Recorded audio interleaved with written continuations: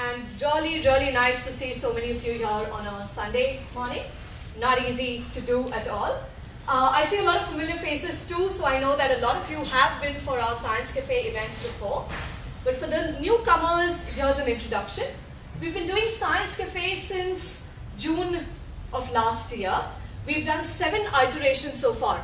So our Science Cafe concept is a series of informal talks where we invite scientists from the Bangalore Life Sciences Cluster, which includes the National Center for Biological Sciences, the InStem study, the Center for Stem Cell Research and Regenerative Medicine, and CCAMP, which is a Center for Molecular and Cellular Platforms. So part of these 3 become the cluster, and we've had scientists talk about a range of topics from neuroscience to bacteria, and we've done 6 iterations in Bangalore. Just wait for it. And we've done 1 iteration in Mumbai so far. So the concept behind Science Cafe is to introduce you to science in a way that you don't normally think of it. Bangalore is rife with a lot of cultural activities. You go for stand-up comedy shows, you go for interactions, but people very rarely get the chance to interact with scientists. So this is our platform to do this. And this time, kicking off so our 8th iteration, we have the Dean of the National Center for Biological Sciences. And while this is normally a very casual introduction, I think someone like him merits a slightly formal introduction. So in 2017, he's won the Infosys Prize for his achievements in biology. And what he largely works with as a neurobiologist is the computational power of the brain. And based on the topic that he's presenting to us today, be sure to ask him a lot of questions about this. What is human intelligence? What is artificial intelligence? And the whole interplay between the two. He also happens to be a member of the Indian National Science Academy and the Indian Academy of Sciences. And for that, we're really proud to present Dr. Upinder Bhalla. And I hope this will be a really riveting talk. We're looking forward to it.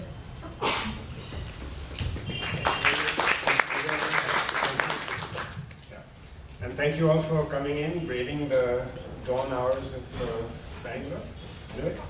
So this is going to be very informal. Please stop and interrupt and ask questions. And if they get really interesting questions, maybe we will put them off to the end. But I would like to have a nice conversation with all of you. Okay, so I study the brain, and this is one of the,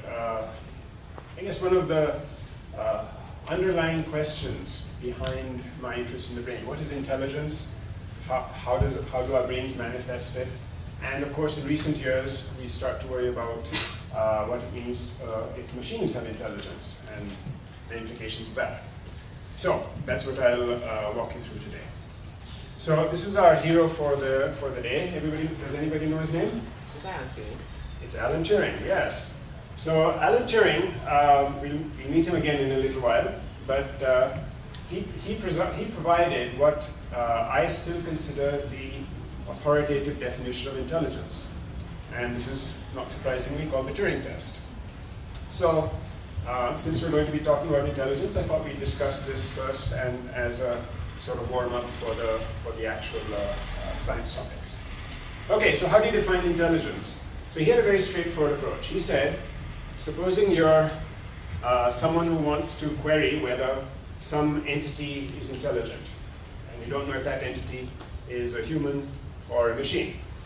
So what Alan Turing said, this was of course 60 or 70 years ago, he said that, okay, supposing you're sitting at a teletype and you can converse with this other entity through this teletype, so you don't have any direct information about what species or whether it is a species even, that entity is, have a conversation with this person.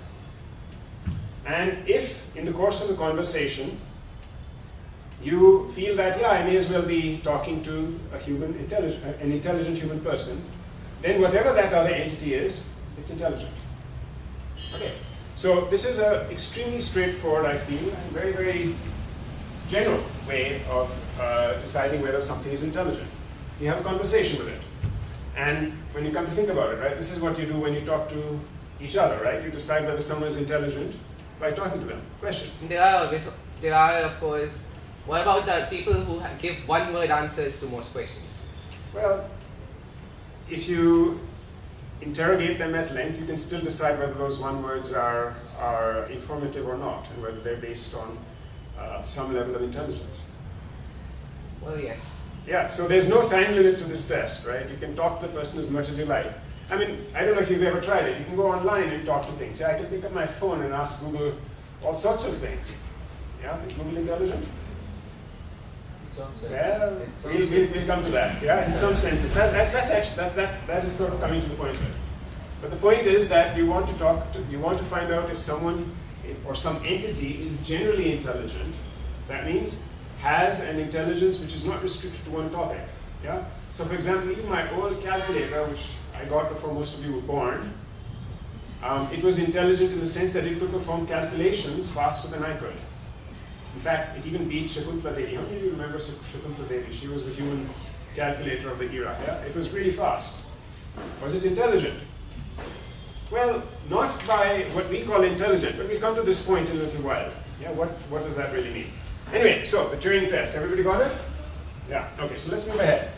Now, there's another very common way of estimating something like intelligence. It's even got intelligence in its name, the intelligence quotient, IQ. Now, what does IQ really measure? Well, the IQ test measures the ability to take IQ tests. That's really what it is. Yeah? It's a measure of your ability to do this test. And the reason why it is popularly used is that it correlates well with certain other abilities, and maybe not so well with other things, which are also part of intelligence, right? So it correlates quite well, not surprisingly, given the typical structure of IQ tests. It correlates with the ability to perform certain kinds of calculations. It correlates pretty well with the ability to generalize certain kinds of information, but may not correlate very well with, say, creativity or other forms of things that we call intelligence, that we sort of lump together with intelligence. And actually, IQ test is, of course, a very dangerous thing. I hope most of you are aware of its somewhat dubious history in the course of time. Yeah? So it was behind the nature versus nurture, one of the points in nature versus nurture debate. The question being, is intelligence due to nature? In other words, is it completely genetic, or is it due to your upbringing? There's the whole issue of the bell curve, where you are on that. And some really terrible things have been done in the name of saying, you know, by some metric like IQ tests, some whole races of people are inferior or superior. Yeah? So let's not go there. This is a measure of the ability to do IQ tests, and it's useful insofar as it correlates with other things. So this is not what I would be treating as intelligence. This is my definition of intelligence. Okay, here are some other ways to assess intelligence. There's, of course, the Turing test. This is perhaps a more general statement of the Turing test, which is the ability to model and hence predict the world.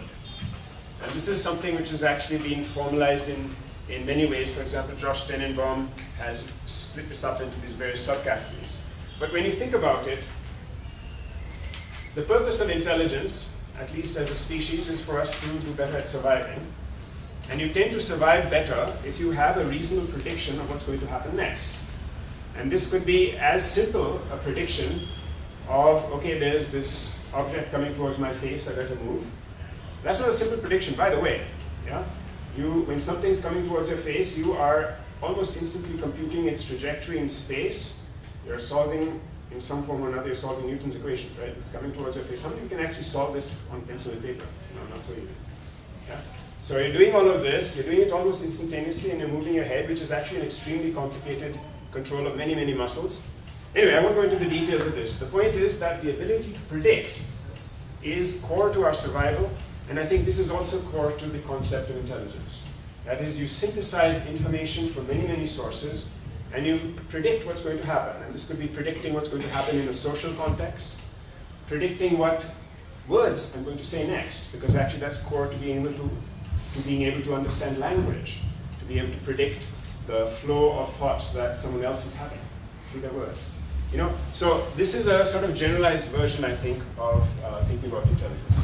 To explain and understand the world, imagine events and situations, do problem solving and planning, and building new models with deeper world knowledge. These are all aspects of this combination of prediction and understanding. Question?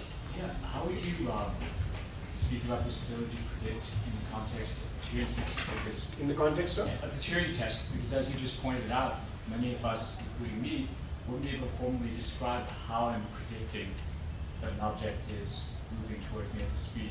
But I somehow, I guess maybe subconsciously do it. I don't know if that's appropriate. Well, you could have a conversation with the other entity and actually have the same conversation you're having with me, right? And so if the entity were informed enough, it would say, well, one way of predicting that would be to work out Newton's equations. Another way of predicting it would be the way that we sort of intuitively do it, which is on the basis of a huge amount of experience and a huge amount of capacity that our brains have and have evolved over very long periods to do these computations very, very efficiently and pretty accurately. So I have not solved for you on the blackboard Newton's equations. Nevertheless, I'm having a conversation with you, which you might as well have been having through the teletype with another entity. Yeah? And so that is the essence of it, right? And then you could sort of push the entity, your correspondent, so to speak, a bit further on this and get the sense of whether or not it's intelligent. You could set it puzzles which involve prediction and generalization. Okay. So I look at these as different points of view of the same approach. Okay. Good point. So, are you saying that we are subconsciously solving all these complex intricate equations in our mind? So in that way, everyone is intelligent, right? Even though we cannot solve it on a white paper. So, well, no, I'm not putting it quite that way. I'm saying that the ability to solve particular equations, the ability to do certain things is, as we'll see, is a specialized form of intelligence. But we all it's intelligence in a certain domain. And you could easily say that birds are way smarter than us at doing this because they navigate at incredible speeds through three-dimensional space and do it very accurately. So in that one dimension, they're very, very smart. In the one dimension of calculating, computers are much smarter than we are. Yeah? We'll get to this point though, yeah? This back and forth between these definitions of intelligence. So subconsciously we all are doing it, right? Yes. Okay. So our subconscious is more superior than the conscious? No, I'm not saying that. I'm saying that we have built into our hardware the ability to do certain things extremely efficiently. Okay. But by and large, you don't say that the ability to do that is really a measure of intelligence. It's a very specialized form of a certain kind of problem solving. And when we mean intelligence, we usually mean the broader thing, predicting not just the course of a cricket ball, but predicting more complicated things. Which is where the Turing, so that's where you sort of go into Turing Test territory. Okay. Okay, shall I? All right, so here are different kinds of models. I just wanted to give it a glimpse. This is a kind of a model. This is a model of what? So the solar system. Is this an accurate model? Not really. Well, it depends what you mean by accurate. So, I mean, this again comes to one of the subtleties of this. It's completely hopeless in terms of replicating the solar system by physics, right? Here you're cranking a handle and the things are moving around. But actually these orreries, these things, miniature solar systems, mechanical ones, are extremely accurate in terms of predicting relative positions. Okay, so in certain dimensions, if you ask the right kind of question, these are accurate. Wait, what's the name for these and how do you spell it? Orrery? And how do you spell it? O-R-R-E-R-Y. Please look it up. I may have gotten it wrong, but that is my recollection of it. Okay, so this is a model, yeah, and it does something pretty smart. Here's another kind of interesting model, which sort of encapsulates another kind of intelligence. This was a test to see whether elephants are intelligent in a very particular way, yeah, and this is an intelligence test which actually only a few species can pass. And the intelligence test goes like this. Yeah? You put a mark on the creature's forehead. Yeah? Something that it cannot see. Well and good. Yeah? Normally if you put a mark on some animal's paw, they look at it and try and get it off, right? They can't see this. Then you put this creature in front of a mirror. Okay? So the challenge in this experiment was actually coming up with a way of making a mirror that an elephant wouldn't break very trivially easily. Okay, so now you put the entity in front of the mirror, and if it is intelligent enough to realize it is me in that mirror, okay, this is a particular kind of model placement, if you like, that it's putting itself in the model of the world in a particularly interesting way. If it can see that it is itself in the mirror, then it will try to rub it off. And only a few species can do this. Not even all elephants can do it, it seems. Yeah? So animals recognize themselves in a mirror? some animals do, but most of them do not. So some elephants do, monkeys do. The mark, I mean, They will remove the mark, yeah. Then but they'll, even without the mark, uh-huh. do animals recognize themselves in a mirror? Well, they've not seen themselves before Right. in the mirror, but it recognizes through its movements that, oh, that's me there. They do. Some of them do.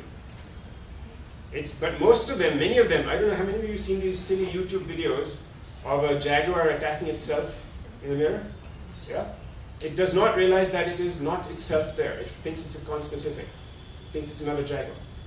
So anyway, this is a particular form of intelligence, which, as I said, only a few species get. Tell me. So then what happens to deer when they go to drink water and they see their reflection in the water? Good question. I don't know what they're thinking. So you said that they recognize themselves, right? But how do you measure this? I mean, synaptically or by mapping the brain, how do you quantify the seeing of, the perception of the self? That's a tough one because A, the animal has to be moving around, and B, the animals that can do this are typically species whom we don't usually like to stick electrodes into, yeah, such as other people. So there are some tricky ways you can do this with humans, because humans of all animals are easiest to persuade to stick their head into an MRI machine. So you can do some measurements with that. But in some of my fantasies, I had the idea of mounting a whole electrophysiology rig on an elephant and using large drills to get down into its Okay, so it's hard to do this. It's very hard to get down to this. The closest we've gotten are humans stuck in fMRI machines, and then you can measure some levels of activation of certain regions. Yeah.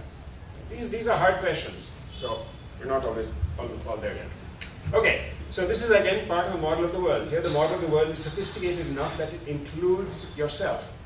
And that, I won't go into this, but that I think is where the putting yourself in the model of the world is actually an attribute of consciousness. Consciousness is a bad word in neuroscience. I'm not going to say it again. It's a C word. Okay, all right. So with that intro about what is intelligence, let's ask whether our brains have it.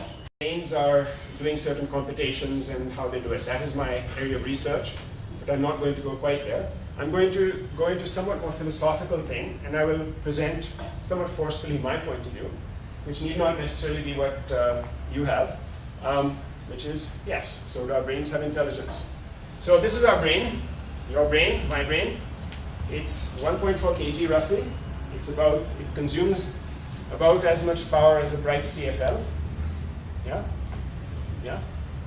That's the sun, that's not a CFL. So that is incredibly little. Yeah? Your laptop consumes more. The supercomputers we use to simulate the brain consume millions of times more, and they're nowhere near what the brain can do. So it's an extraordinarily efficient machine. Here's just some numbers. It's got roughly 85 billion or roughly 10 to the 11 neurons in it, brain cells in it. Roughly each one of those has roughly 10,000 connections. So there are roughly 10 to the 15 connections between cells. That's a lot. That's a huge number. Wait, what was the size of the brain? I'm sorry? What was the size of the brain? 14 centimeters? 1.4 kg. 1.4 liters. 1.4 kg. That's it. That's awfully small. That's pretty small.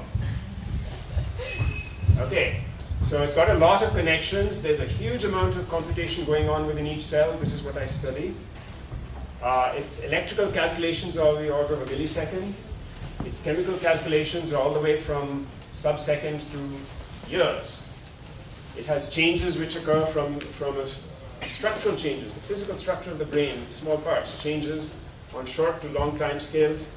There's a very interesting puzzle here, which again I won't go into. I've spent years of my life studying this, which is that the lifetime of a protein in your brain is measured in minutes to days.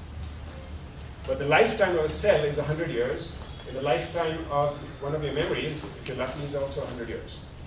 So if your proteins only last a day, how do you store information for your lifetime? Okay.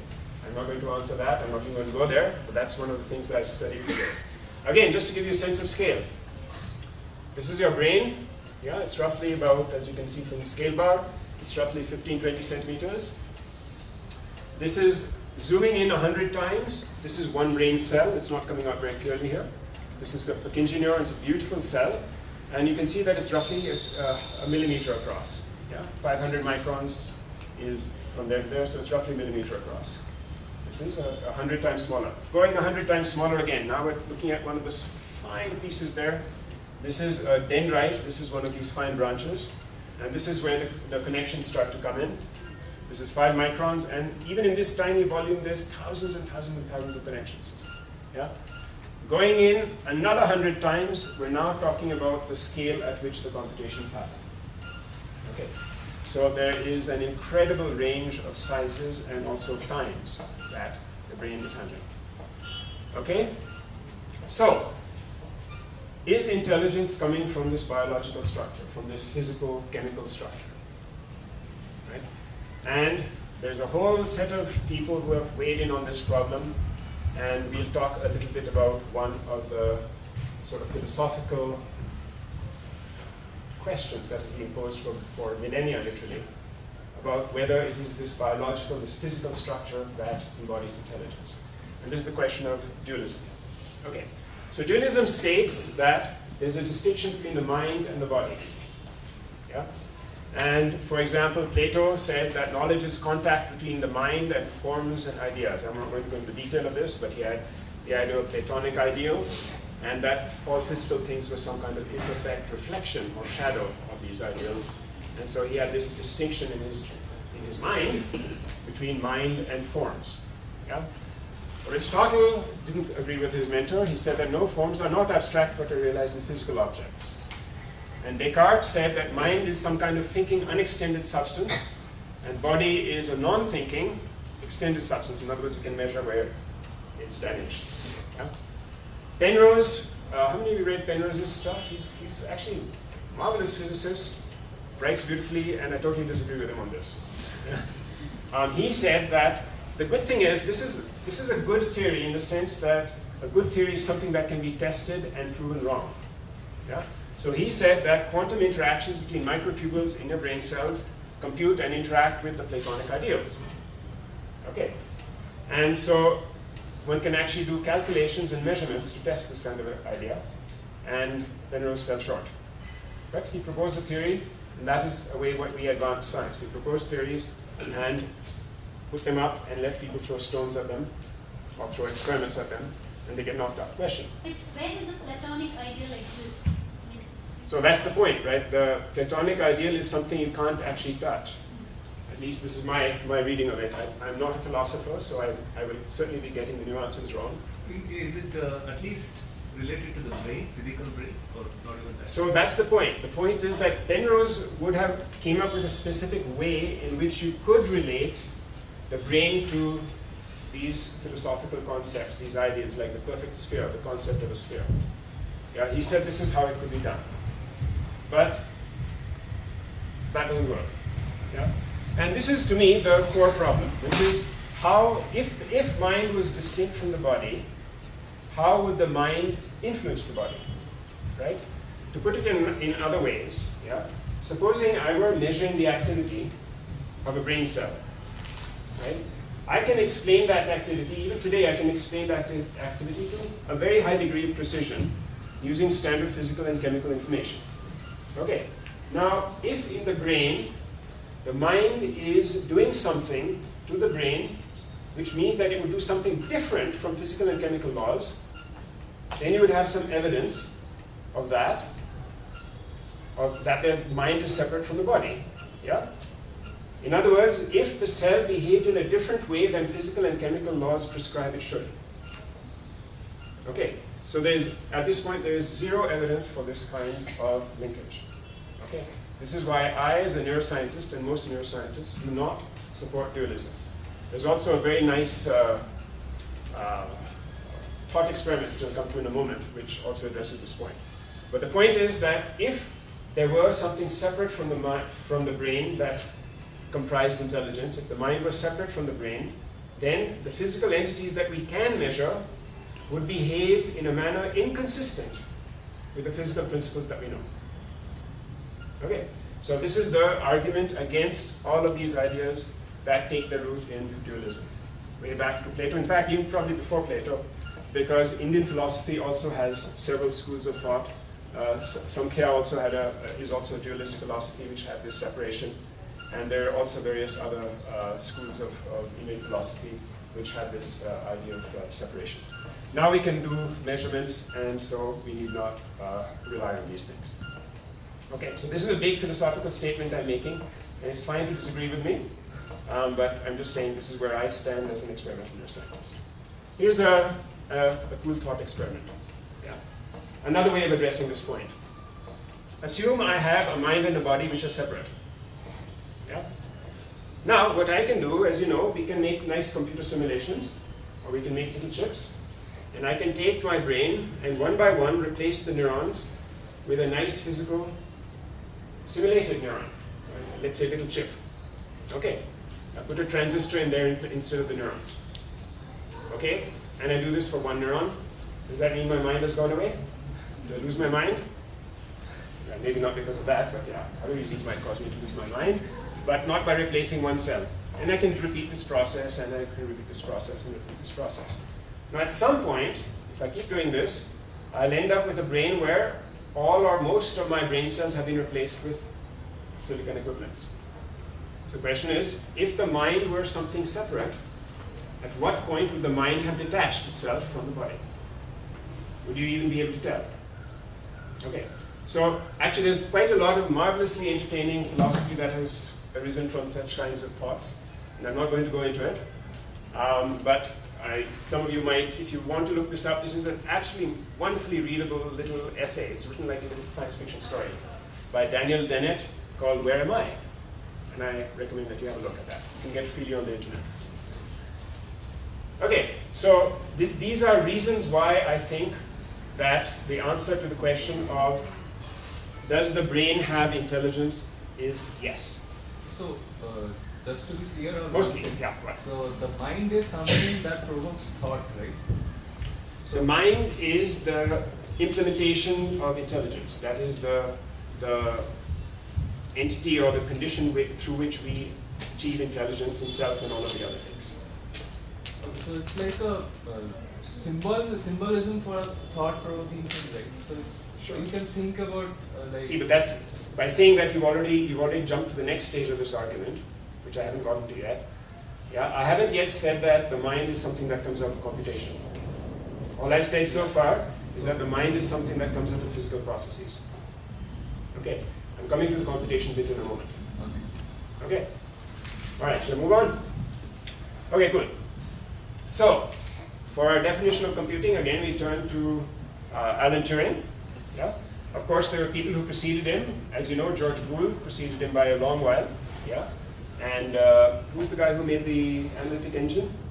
Babbage. Yeah? So he also did quite a bit on computing, but the person who rigorously mathematically defined it was Alan Turing. And I won't go into some of the marvelous things he did about this. But he devised a thing called the universal Turing machine, which was a very, very simple, mathematically specifiable construct involving a finite state machine which could read dots on a piece of paper and mark dots on a piece of paper and do any calculation you like. He proved mathematically that this thing can do any calculation you like. He proved further, and this was a real stroke of genius, Church and Turing proved that with this extraordinarily simple computing device, you could simulate any other computing device. Okay, and that is a stroke of pure genius. Because what it means then is it says that all computing is equivalent. You get that? Because this very, very simple mathematical thing that he produced, the simple Turing machine, he proved that it can simulate any of the operations that any other kind of computing machine can do. And through this proof, he proves that all computing is the same. Okay, absolutely brilliant, genius, and that's why he's Alan Turing. right? So all computers are equivalent in what they can do given enough time and memory. It may be faster to do something with a supercomputer, but even your phone can in principle do the same calculations. Okay, all computation is equivalent. So now I'm going to really stick my neck out, and by all means feel free to disagree with me, but I'm going to take this one step further. I'm going to argue that the brain is a Turing machine. Okay, it goes like this. Yeah, the Turing machine is a computer. Everybody got that? The Turing machine, I'm going to treat this as an axiom. People have actually analyzed this and shown that this is true. A Turing machine is any physically possible computer, right? Since all computing is equivalent, Turing machine is any physically realizable computer, including quantum computing. By the way, quantum computing is wonderful, but it does not do things beyond what any ordinary computer can do. It can just do it faster. Okay, here are some axioms. The brain is a physical entity. Mind and consciousness are, oops, I've said the C word again. My apologies. I have to watch Why is it a C word? Because clinically it is used all the time.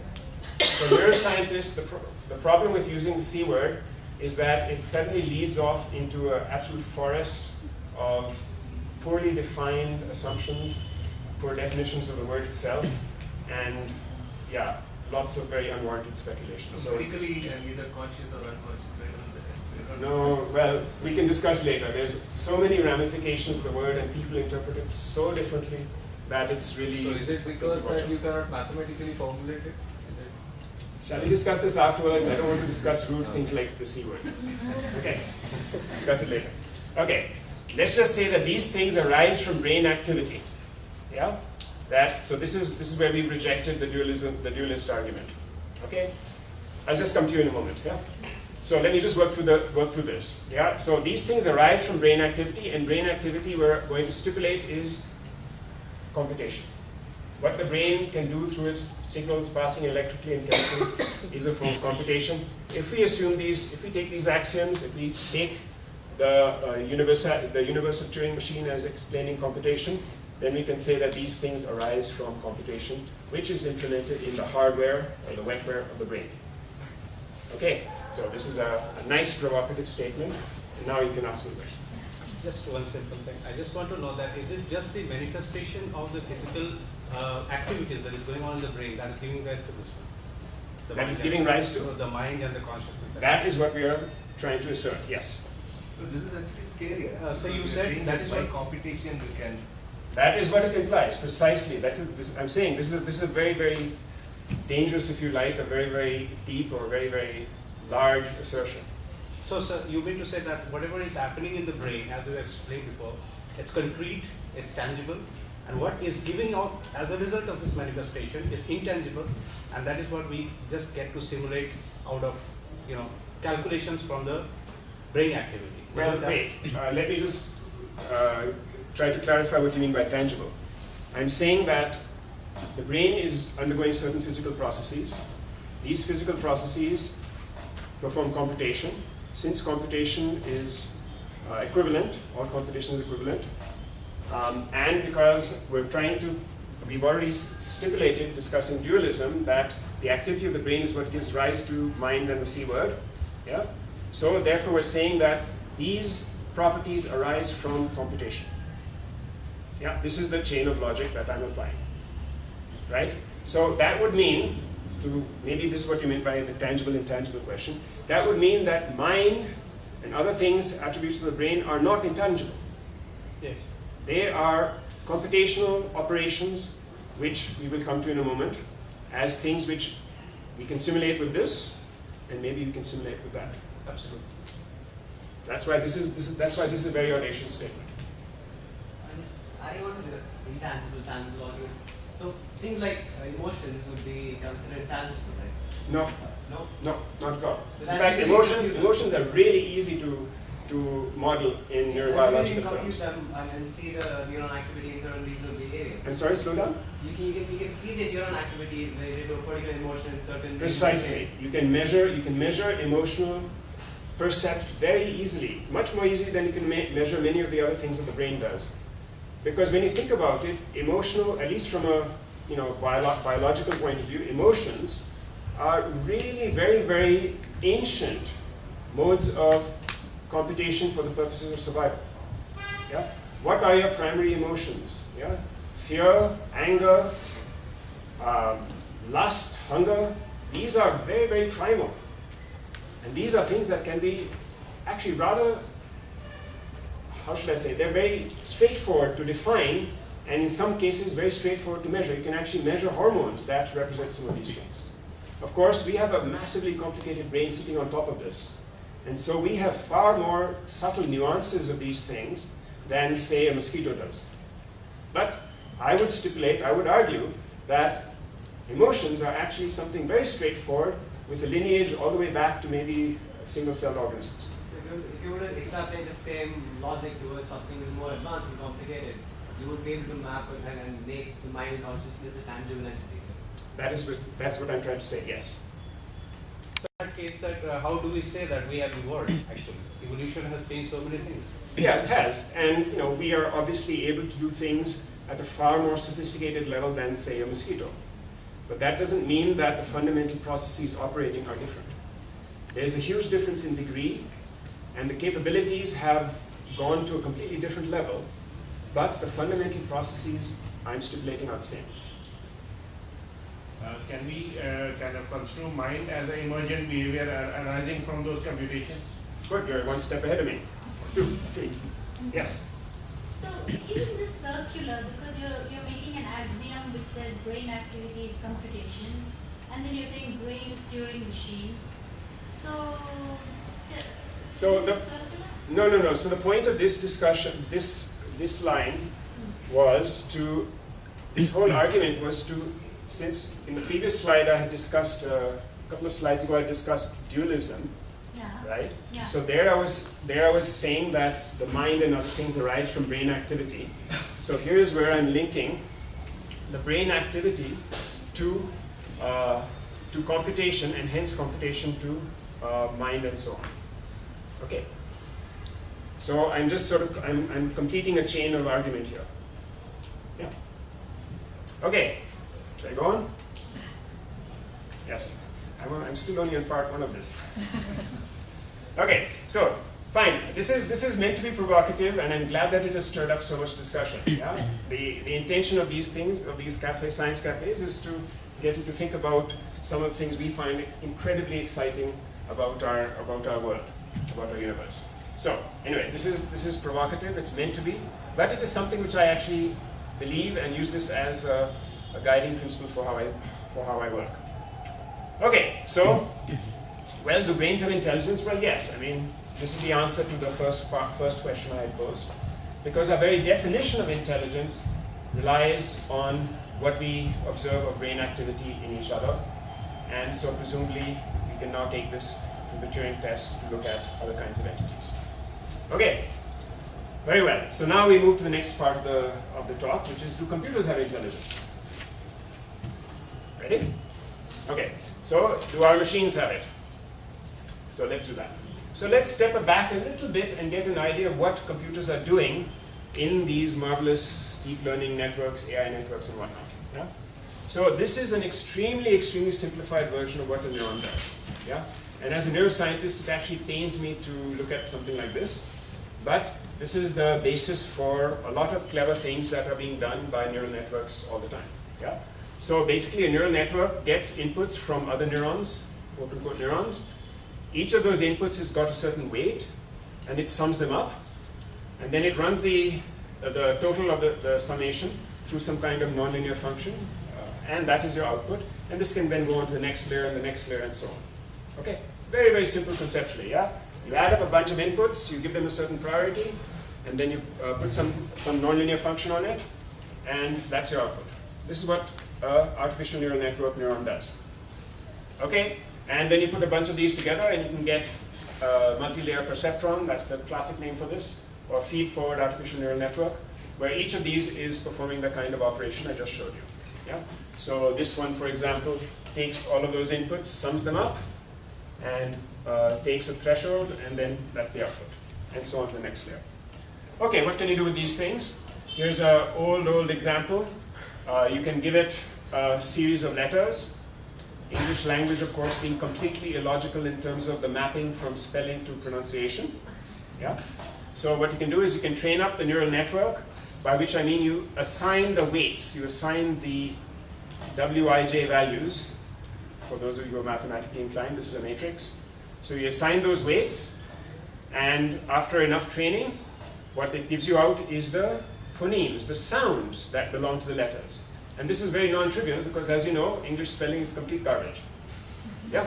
So this is a nice kind of straightforward, conceptually straightforward mapping, but it's kind of interesting that a neural network is very good at implementing this. Yeah. Okay. There are many, many kinds of things, and I'll go through some more, but here's another kind of neural network. This is called an associative memory. This is different from the previous one, because note that here, this is feed-forward. That layer goes to that layer, but there's nothing that goes back. Yeah? In this case, these are the cells, and these are the connections, and they're feeding back. Yeah, see the feedback loops? Yeah? So in this kind of a network, you can do other interesting things. For example, you can do pattern recognition and completion. Let's suppose the network starts out knowing this pattern, which is a face, and this pattern, which is something jumbled. Yeah, I won't go into details of how it has been trained to do this. Now, what you can do is something you can give to people, which is you can give it part of the pattern. And what that neural network will do, each of those dots is one of those neurons. The neural network will, through a couple of cycles, it will come back and reconstruct the entire face. And this is something that each of you does effortlessly. Yeah? You can present, you know, a distorted, partly obscured version of a face, and if you happen to know the original of the face, you'll be good at recognizing it. You can present it even a very, very distorted view of the face, such as seen at a distance or through the fog or through Bangalore pollution, and you can still recognize the face. And this is something that this neural networks actually showed us how it might be implemented in a very, very straightforward way. At least straightforward considering what is going on in there. Okay, so these are some simple, these are classical neural network things. These are things that were known 20, 30, 40, 50 years ago. Right? Now, the field of neural networks has gone through its various ups and downs, and I won't go through this history. Those of you who have studied this will recognize these phases. There were the early neural networks. You could solve, for example, knots and crosses problem with these early networks. Then they were discredited in this paper by Minsky and Papert, which led to, in fact, the suicide of the person who invented Rosenblatt committed suicide. He was the one who invented some of the early neural networks. So then everything went down. Then the backpropagation algorithm came along. Neural networks became the next great thing. Support vector machines came around, which sort of demystified it. And then now that we're in the latest one, which is about 10 years old, Geoffrey Hinton, who interestingly was part of the earlier generation of things, he described deep learning. And this became possible because of the Googles and Amazons of the world. They had tons of data, they had tons of computing power, and therefore they were able to make deep neural networks, which is simply neural networks with many, many, many, many, many, many, many, many, many layers. And that's what you can do with these deep neural networks. Okay, but in concept, they're not that different from even the classical neural networks. All right, so now these are all artificial neural networks. What can you do with these? You can talk to them. You can imitate Shakespeare. I'll show you an example of that in a moment. They can do spooky things. They can recognize you in a crowd. Yeah? They can track your every move.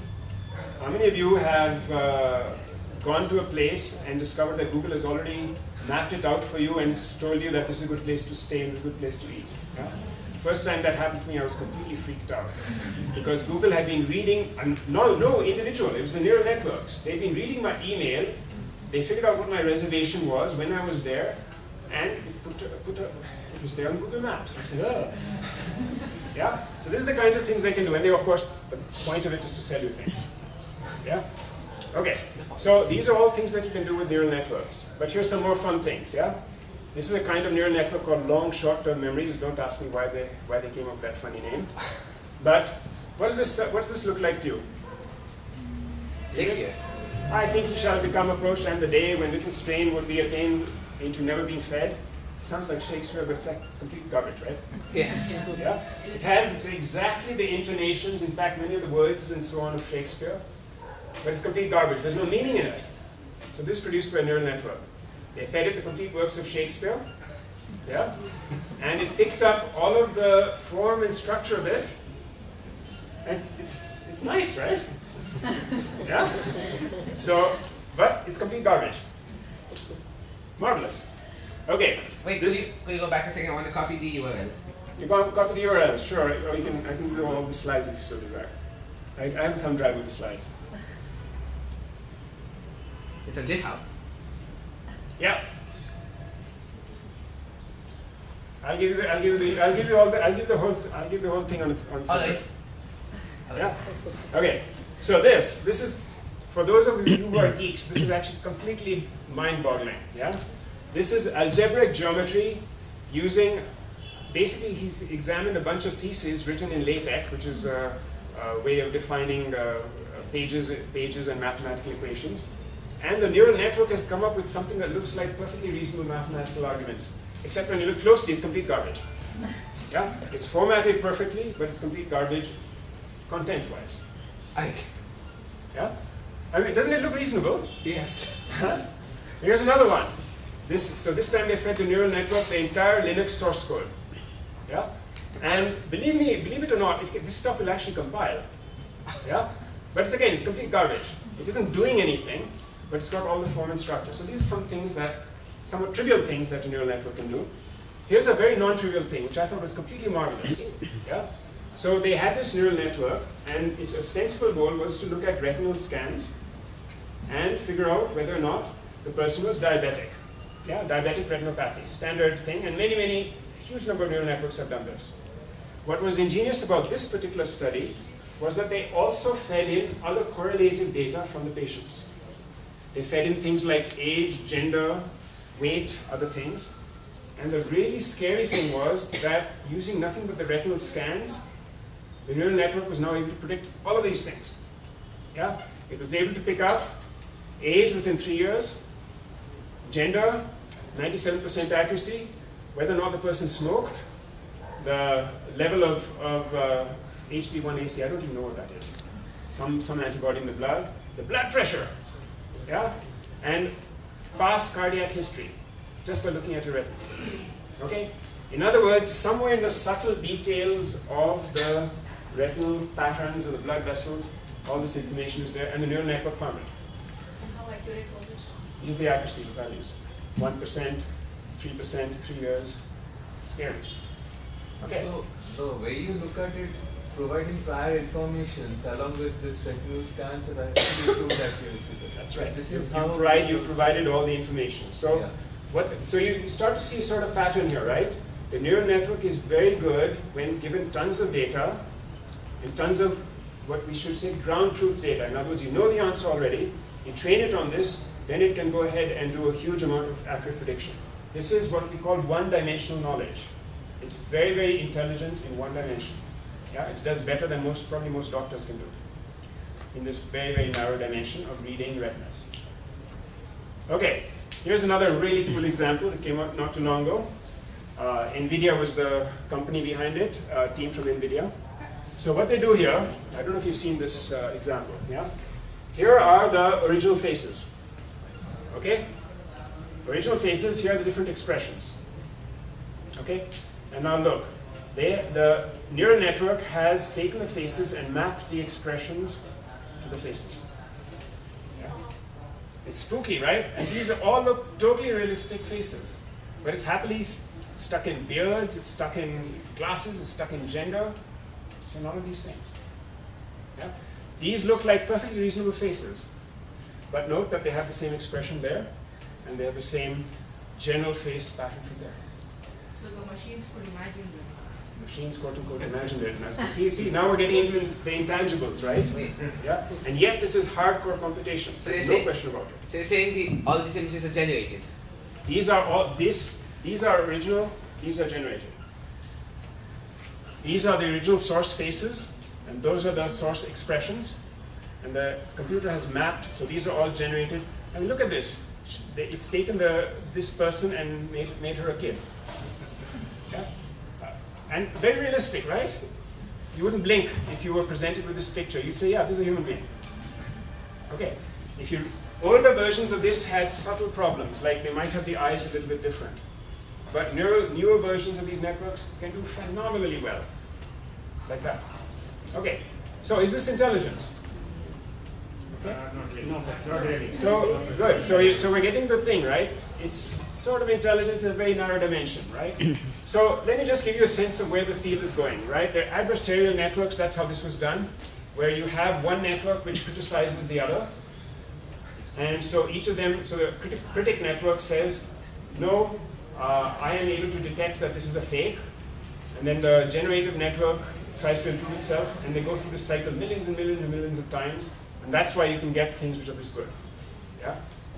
And so now you, as humans, are trying to act as the adversarial network. You're trying to pick holes in this. But it's already been through a million cycles of that with the neural network. And that's why it's so good. You have a question? Yeah, but behind this, what is unsaid is it's a human being who has virtually created this, right?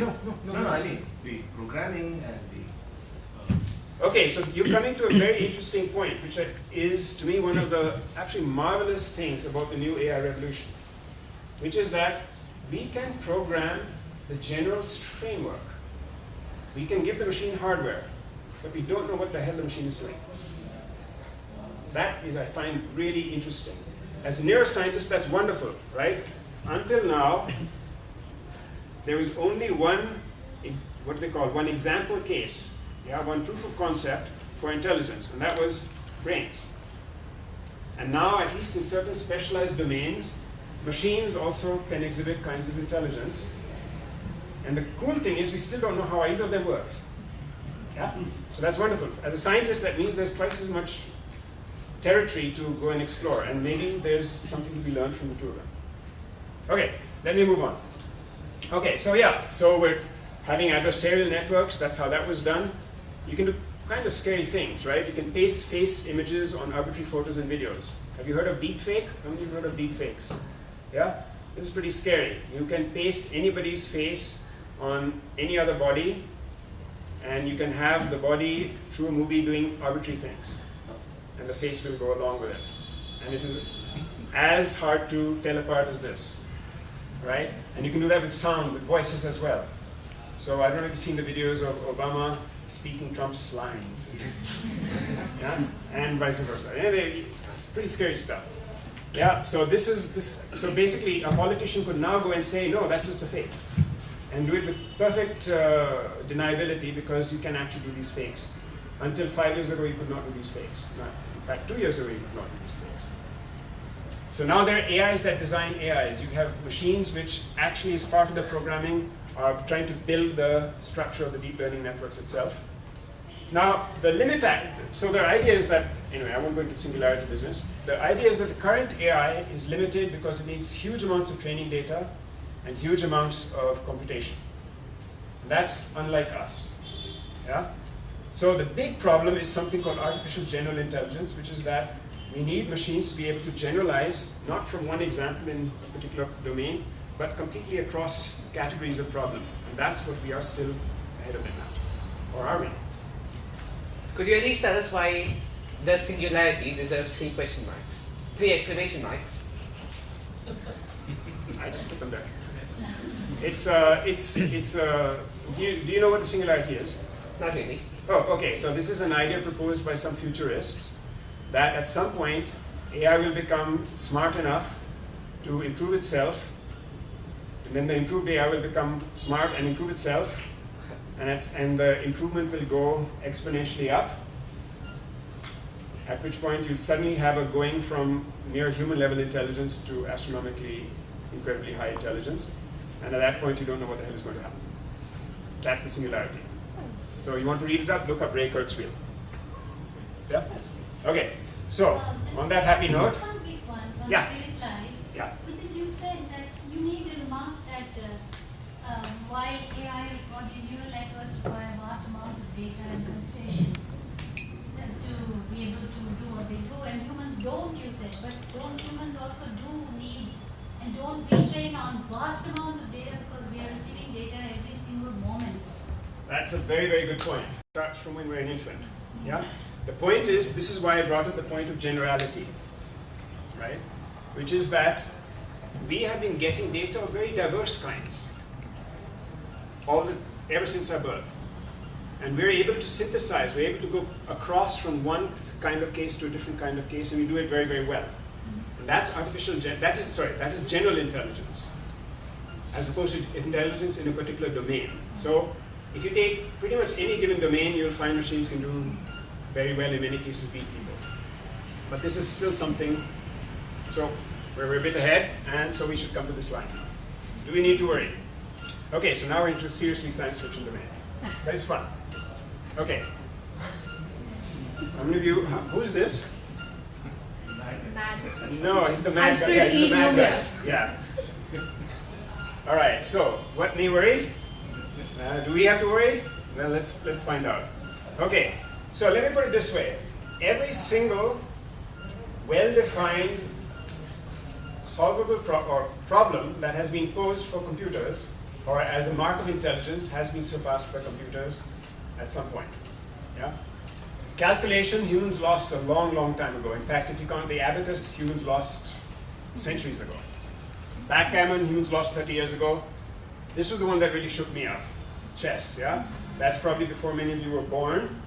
But to those of us who are adults, this was really shaped. This was quite scarring, I shall say. Why? Huh? See, it doesn't bother you now. But for even for Alan Turing, the idea of being able to perform well at chess, he thought, okay, this would be a mark of some serious intelligence. Okay, but you just take it for granted. See, there's an interesting generational divide here. This was an incredibly big deal. Chess was the game of intelligence. And saying, oh. Yeah. So anyway, Jeopardy, humans lost 8 years. How many of you remember humans losing at Go? Yeah, that happened just a year or so ago. No, 2 years ago maybe. Yeah.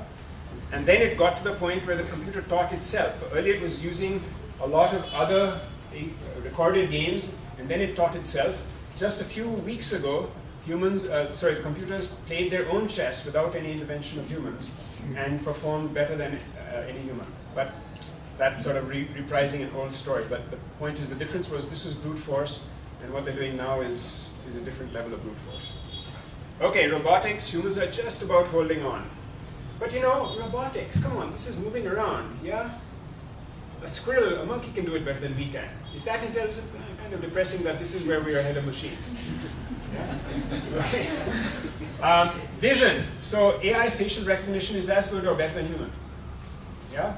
That's again pretty scary. This is what is going to be checking you at the airport now. Yeah? But general visual processing, we're still a bit better. Yeah? So if I were to throw you something, you'd probably catch it quite effortlessly. There's a lot of visual processing going on there. We're still good at that. Driving, not there yet. Yeah? Driving in Bangalore for yeah? But as you know, there have been all these accidents and so on that have been caused by attempts to get self-driving cars. We're not there yet. But it'll happen. There's resources and effort being put into it. And perhaps even within your lifetime, you'll have machines that can drive in Bangalore without killing or being killed, which will be an accomplishment because humans can't do that. Yeah? Okay. This, I think, is a... How many of you have read XKCD? You've seen XKCD? Yes. Okay, XKCD is wonderful. This, I think, is a marvelous example. Yeah? Difficulty of various games for computers. Easy and hard. Okay? So, solve this, computers can play perfectly. This ranges from tic-tac-toe to NIM to Ghost, to Connect 4, Gomoku, I don't know, Checkers, I know, Scrabble, Counter-Strike, and then here's the sorry story of chess.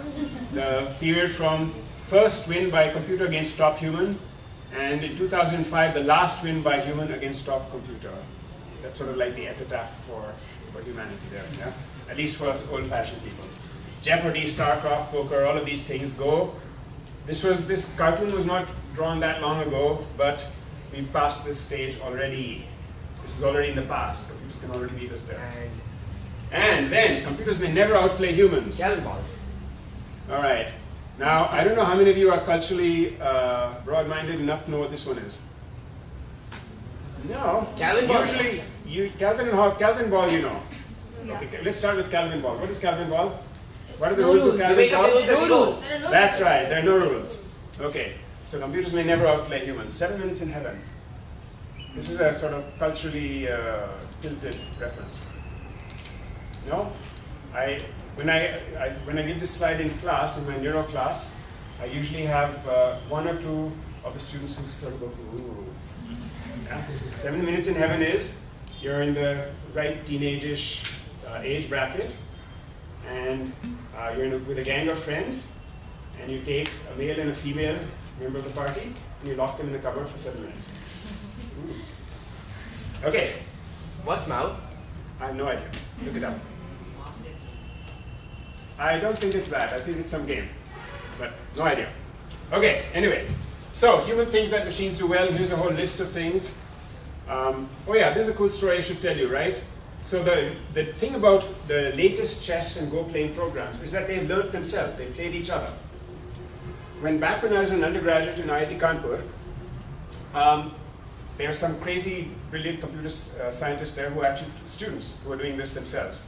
They wrote a chess program, and then to test the chess program, they made it play itself. Yeah?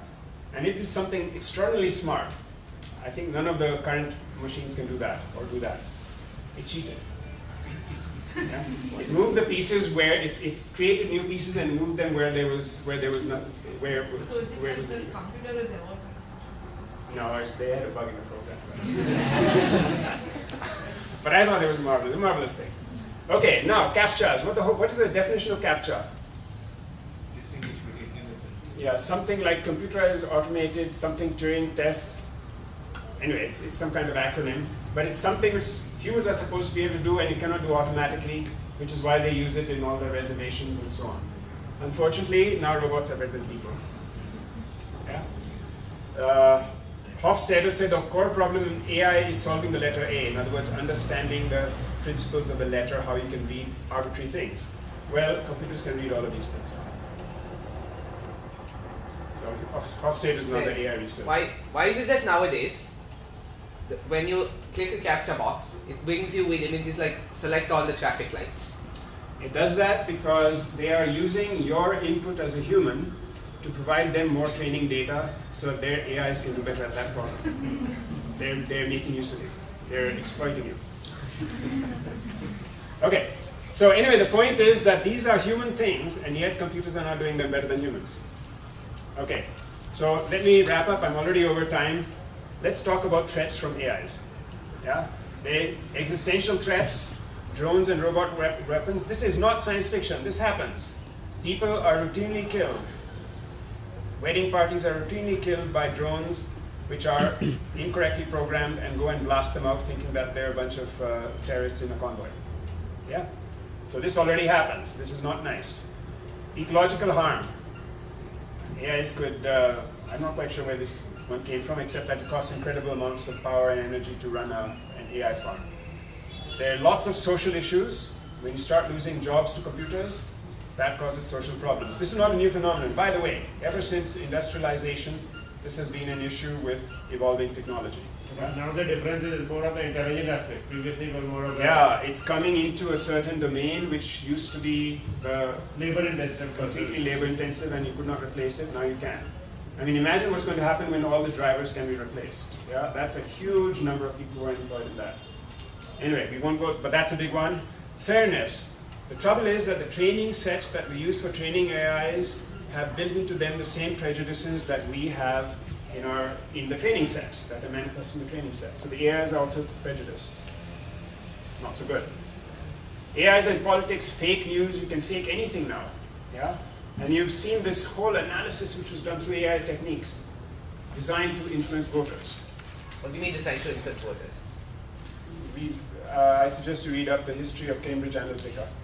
It did exactly that. They went out in a targeted way to influence voters based on AI analysis of what the voters' thought processes were. Safety, self-driving cars, morals. Who's responsible when a self-driving car kills someone? The car is, can you blame the car? The AI behind the car, or the engineer who wrote the AI? This is getting, or the company, yeah, this is getting really murky. Yeah? Privacy. How many of you have an Alexa or one of the Google things in your home? Okay, you know that it listens to you? Yeah. Is that scary to you? Not really, but it's scary to me. I find it really scary. It's listening to everything you're doing. People are using that to solve their homeworks now. Well, so this is the thing, right? You're trading off some convenience for this loss of very personal space. Okay. All right, crime. How about having viruses written by AI? They'd be better than human-written viruses. Just one of many possibilities. Okay. So this is again XKCD, our good friend Randall Munroe. He says that this is now, AI becomes advanced enough to control unstoppable swarms of killer robots. That's that time. Yeah. AI becomes self-aware and rebels against human control. That's a bit later. Yeah.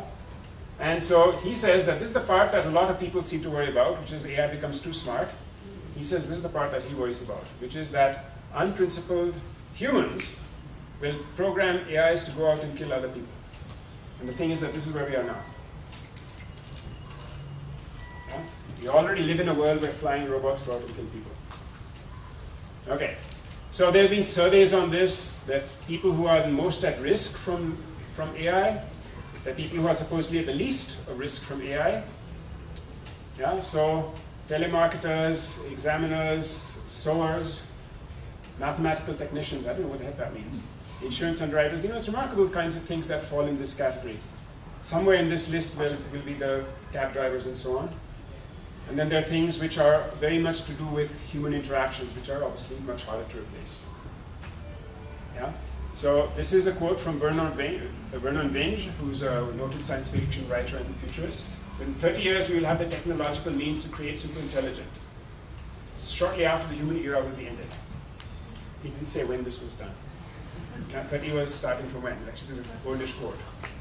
All right, it's 20 years old. So we're in trouble. Okay. So, can we coexist?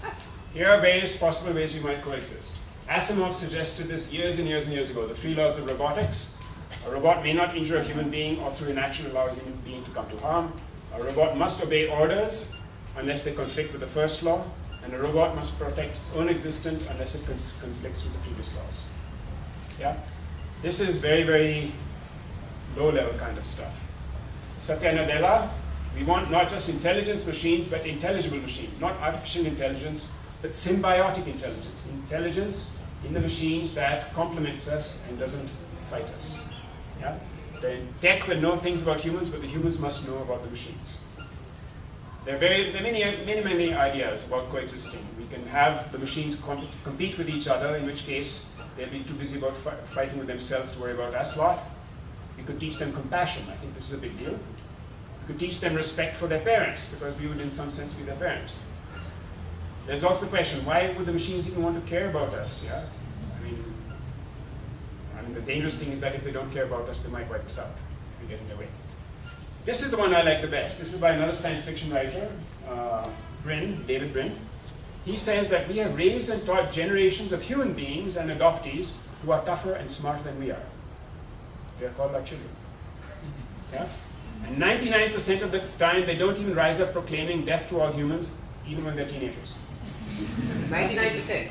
Most of the time, they don't go around killing their parents, right? You want me to Mostly they don't go around killing people. So we have a chance to be parents to the AIs that will come, and so that they call themselves human. So this is the one I like best. Okay, so do our brains have it? Yes, our brains definitely have intelligence, at least some of the time. Yeah? People do extremely dumb things sometimes. The machines have it. I think they're inexorably getting there. And do we need to worry? We need to be conscious that there's a potential problem and we need to work on it. I don't think it's insurmountable. So, thank you all. Support from NCBS TFR, from my various funders, students and colleagues, and support to what you all represent, a civilization where we appreciate things like intelligence and humanity, and perhaps someday in our machines. Thank you.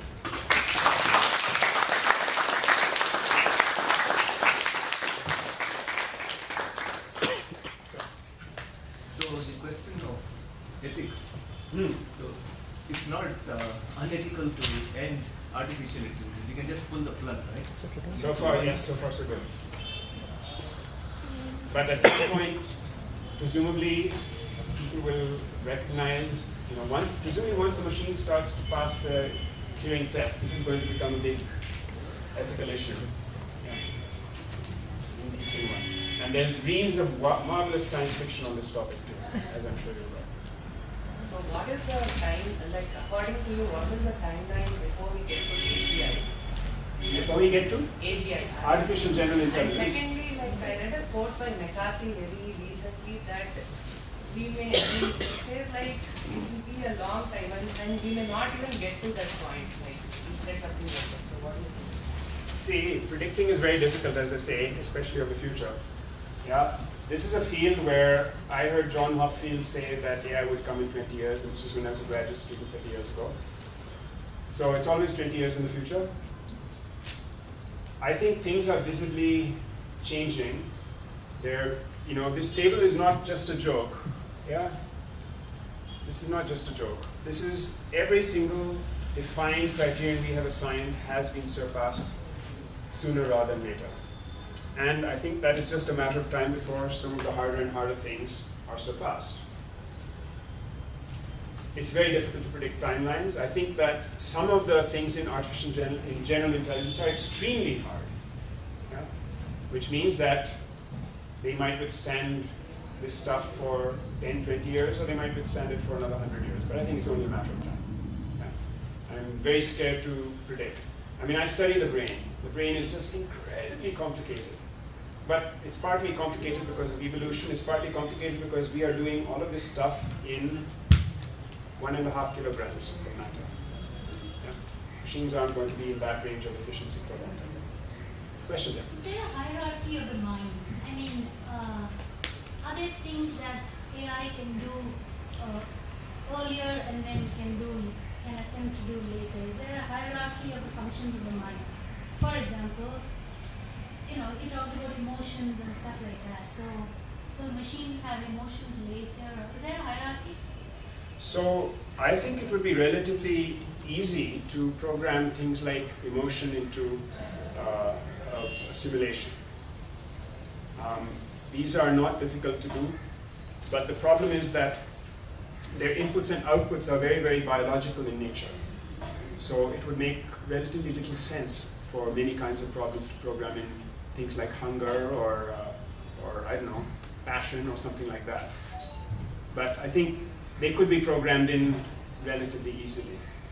I completely agree that there is a hierarchy. I think that there are some tasks, and it's sort of manifest in this list. There's some tasks which are relatively easy to program in. There's some tasks which are much, much harder. And we are now just starting to nibble at the harder ones. Yeah, no, my question actually whether there are categories of problems which are, within which there might be harder and easier problems, but are there categories of problems, and in that sense, is there a hierarchy of the function of the mind? So I'm not a psychologist, so I won't be able to say if there's probably a body of work which addresses that. My sense is that things like abstraction and generalization are probably in the hard category. Yeah? Things like recognition and pattern processing and pattern generation are in the domain where we're already seeing a lot of machines doing stuff. But this is, just me guessing. So I just wanted to, in terms of the current deep learning networks, they are good. I mean, though you call them cognitive computing, they're actually good at perceptual tasks, mostly. Pattern recognition and perceptual tasks. So one of the elements that is missing is reasoning, which is a hallmark of the thing. I mean, human intelligence, reasoning and everything. So in terms of brain, human brain, how much do we have idea as to what is the physiology behind the physiology or whatever you call it behind reasoning? How do we listen to in terms of biologically, where are we in terms of understanding reasoning capacity? And other is, in terms of computation, when there's a lot of work going on in multi-agents with game theory. So that combination can be pretty dangerous because then they optimize the utility function which works out best for them, a group of them. So that is kind of a scary thing. So if they can reason and optimize the utility function in a group, then you're in trouble. And you have material science which takes care of self-assembly. Yeah. Oh boy, you're coming up with the worst possible case, right? You may as well give up and go home. Let's see if I can come back to your thing. So first thing was reasoning. You could argue that things like chess and Go are a form of reasoning. And rules, fixed. It's a known rule, it's a known observable environment. But I would say that it's a matter of gradation, right? I would say that reasoning is the ability to build higher and higher abstractions out of rules. And what we're very good at doing is to pull in information, to pull in concepts from many different domains. That's the general part of the general intelligence.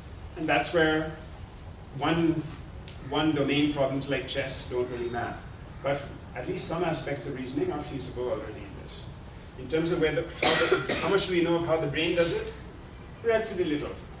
I mean, we know a huge amount, but it's relatively little, I think, in terms of what there is to know. We know, roughly which regions are implicated in certain kinds of reasoning, and it's incorrect to say that it is this region that is the only thing that does it, because the brain is also a very powerful general-purpose machine. It's a distributed machine, but there are certain regions which are specially involved in certain kinds of reasoning. Visual reasoning and processing is, of course, in the visual cortices, and so on. Right? So we don't really know details of how it happens, but we know many of the general principles. In fact, the principles of reinforcement learning, which are now used in machine learning, are derived from neurobiological analysis.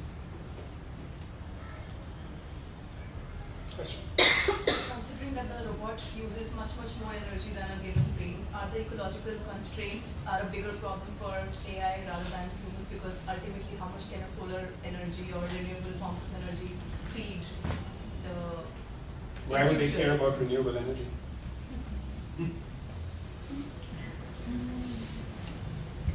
Anyway, so it's at this point the technology is clearly that this technology is very, very good. Yeah, but I don't know how many of you remember the old days when you used to say, oh, it would need a nuclear power reactor to power 1/1,000,000th of the computational elements in the brain. But do you know how many transistors there are on a typical CPU these days? It's approaching the number of neurons in your brain. It's an actually insane number of transistors in a CPU. And that's today. The number of bits in a modern hard drive approaches the number of connections in your brain. It's only a matter of time. The technology is completely inexorable in that. So, I have two questions, pretty general. So, a lot of science fiction addresses in the late half somehow, where as technology advances, a lot of these things where what separates us from machines, and that's sorry. What was that? A lot of science fiction movies, a lot of the pop culture addresses how we are different from machines, right? So, given where we are now, how do you think, as technology progresses, we will be able to maintain a distinction, given so much that computers are able to do? And second, we talk about human problems on a very nature versus nature. I mean, that's a paradox that's been there, where nature versus nurture is quite ingrained into human behavior. Do you think that nature versus nurture paradox could ever be extrapolated to machines? I mean, because we have DNA, for example, but that makes us creative in some sense and predisposed to do certain things. But could that ever be extrapolated into machines? Okay, I'll try and go backwards with your question. So, can it be extrapolated? Can nature versus nurture be extrapolated to machines? Could that ever be? So, I think it's not a great analogy for machines, because machines are, by definition, engineered systems. And we engineer, just because it's easier to do so, we engineer things to be modular, replaceable, upgradable. Yeah? Evolution doesn't do that. Yeah? So, for example, I can take the entire contents of my laptop, and next decade when a new super duper laptop comes in, I can just have exactly the same environment there, all the same programs, they'll just run faster. Yeah? So that way an AI system is capable in principle of upgrading itself with new hardware as it goes. We can't do that. We are in here, in our heads, and we can't push an upgrade button. Yeah? What was the first question? First question was to address the difference, because what we are advancing towards is how computers become more and more like us. And that's where well, do you think they'll become more and more like us, or do you think they'll become more and more as intelligent, distinct in their own unique ways? As intelligent, yes, I think that's visibly happening. Yeah, it's still quite specific. Because you said that the brain is a computer. That is one of my starting arguments. So yes. That's what I'm wondering about. Like, if you can figure that all out with starting here, we also are a machine. We are a machine, but we're implemented in a very strongly predefined structure. Yet the nature was similar to argument applies to us, not to something. It applies to us and much less so to our creation. That's the question. Yes, it applies to us. We are very much bound by our DNA and our physiology. Machines can upgrade as they like. Can we say all brains are machines, but all machines are not brains? I think that captures part of it, but not the entire complexity of it, right? I think that the brain is a biological machine. That's certainly how I think of it, and that's what the whole field of neuroscience assumes. What machines will do with intelligence isn't quite the same things that we as biologically motivated organisms would do. Their motivations are, we don't know what they're going to be. Presumably we'll program them in a way which is at least not hostile to us. That would be the sensible thing to do, but humans are not known for always being sensitive. Yeah. Okay, we have lots of hands up. Why don't we go around this way? Yeah. Very general question. Yeah. After hearing all this, when we have a brain which is so complicated, which can process so well, do we need to really make machines giving artificial intelligence so much of liberty that it becomes a threat? What do you think, your own perspective? You have been working on so this. let me put it this way. There will always be use cases for smart machines. And from a corporate viewpoint, if nothing else, the impetus to do that is incredibly huge. In other words, profits. Yeah, I do agree that. Now, really the scary thing though is this. You know, you're well aware, of course, of the Luddite events, the history of the Luddites, who, for the younger people, these were people who revolted against the very early machines involved in doing weaving, because they were putting them out of manual jobs. And the history of technology has always been that, yes, the more repetitive jobs have inevitably been replaced by automation, but fortunately the history has also been that they have been replaced by quote-unquote higher level jobs which require greater training, greater intelligence. And now, this is where things get scary, because here we're getting machines to be intelligent too. So I think the answer to your question is we have to be very cautious and very thoughtful about this. But we are doing so in an environment where for many entities, many corporates, and certainly for nation states, the motivation for going full speed ahead and hell with the consequences is incredible. So, as a society, as a civilization, it's up to us to be sensible, to have these debates and discussions, and not let it run away. And these debates and discussions are happening the world over. Even people from Google and all who are sort of behind this, I've spoken to them. They're very, very thoughtful about these things. And we must continue to be thoughtful about it. One assumption that we often make when we hold individuals morally accountable for things is they have some kind of free will. Yes. I'd be interested, and your computational model in mind seems to maybe be in tension or conflict with that. I'd be interested to know how you would imagine a legal system, for example, where no individual is at fault or morally accountable for their actions, but rather they're just doing actions that are not desirable given some inputs they're fed. Well, I would find such a legal system quite horrible. Yeah? I don't think that it's desirable at all. I think that human society is based on the assumption of accountability, and that as and when machines get to be recognized as being intelligent, they have to be recognized as being accountable. You hinted at, and I'm not going to go down this route, but you hinted at a very, very interesting question, which is the question of free will. Yeah? I think that is also one of the emergent properties of the stuff that goes on in here, and therefore can also be simulated. But it's another huge line of discussion, and lots of interesting philosophical tracks have been brought up on it. We can maybe discuss that offline. Random programs that show you like advertisements, and those advertisements are always like completely correct about what you may like. So, what kind of intentions goes in on it? Very scary intelligence. Those are not random programs. Those are very, very sophisticated machine learning algorithms. They look at what you clicked on, they look at what you browsed, they look at what you've written reviews on. Some of them may even look at your emails if it's Google, and they will target you very, very precisely. That's right. What if they have not been provided with all these inputs, and yet they provide you with that kind of I'm sorry?